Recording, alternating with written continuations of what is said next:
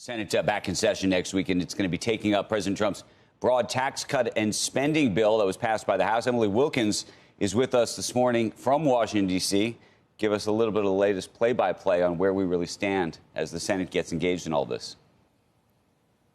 Morning, Andrew. Well, yeah, look, we know that the Senate's going to be making changes to the bill, and we know that one major issue that the Senate is really going to have to grapple with is the overall cost. It's set to add roughly $3 trillion to the debt at this point.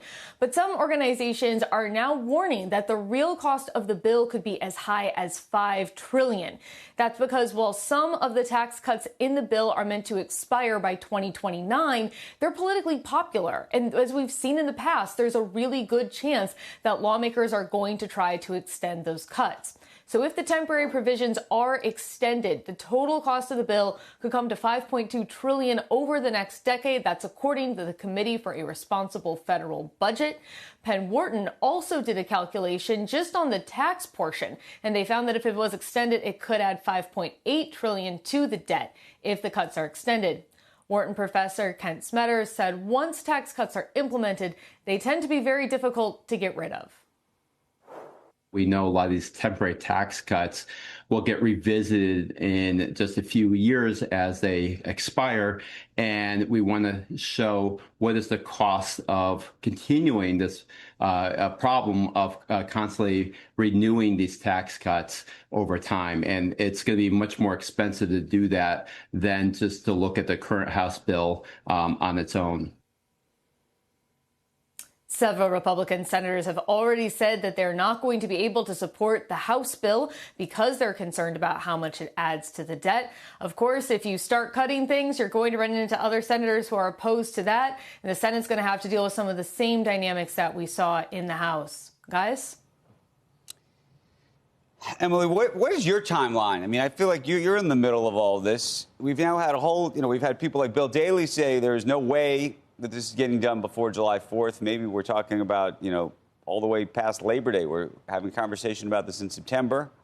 You do have the tariff piece of this, which is an overlay that I think must complicate things to some degree. Mm-hmm.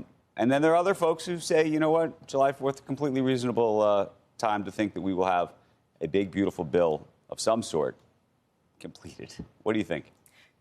No, it's a great question, Andrew. And I mean, we know there are going to be some tensions here. Some of the stuff we saw play out in the House between the fiscal hawks and Republicans who really want to protect programs like Medicaid and SNAP. We know there are going to be some issues there. We already know they want to make changes. And we know that those things tend to cause tension when lawmakers try to figure it out.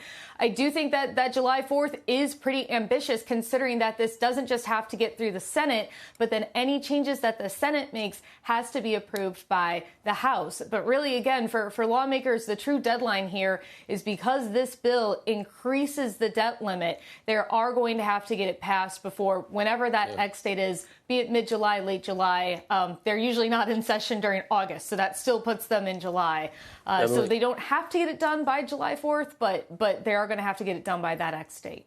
Emily, I don't know if you saw Scott Bessent, the Treasury Secretary, on last night for a fairly long interview, and he addressed the CBO estimates, and he referenced back to the CBO estimates on the 2017 bill prior to what actually happened afterwards. And, I hear a lot, we get a lot of smoke. Everybody blows smoke, depending on whether, Democrat administrations, Republican administrations. But Scott Bessent has some credibility. He says that absolutely the projections for GDP are way too low, given what some of the pro-growth policies are going to be in terms of energy and deregulation. He still insists this year's deficit is going to be below last year. Next year's will be below this year. He insists they're going to get to 3% from 7% deficits to GDP. He says GDP will be 3%, which will totally and also, even though you can't use the tariff income on a CBO calculation, says a lot of these things are underestimated by projections, and that these $5 trillion numbers are ludicrous. So that's the spin that you're hearing from Scott Bessent in Treasury. And that's the spin you're hearing up on Capitol Hill. I mean, I feel like for years and years and years, I've heard this criticism continually of the CBO and of their numbers.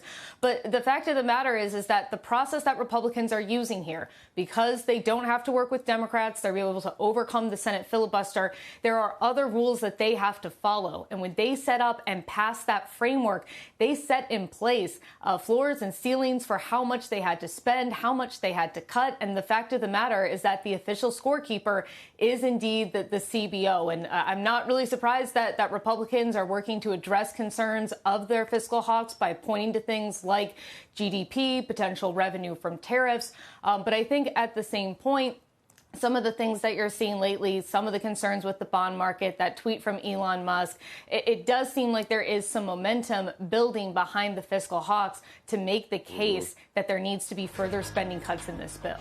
Yeah. Well, yeah. The more the merrier, obviously. But what you'd like to do and what you can do are two different things. It'd be very interesting to see what the Senate comes up with, and especially with you would think Trump, the president, knows that it's tough to do the House, and for him to be almost egging the Senate on, do what you got to do, is a little weird. That puts a lot of pressure on Mike Johnson when it goes back there. Right? It absolutely does. It's going to be a very interesting couple months.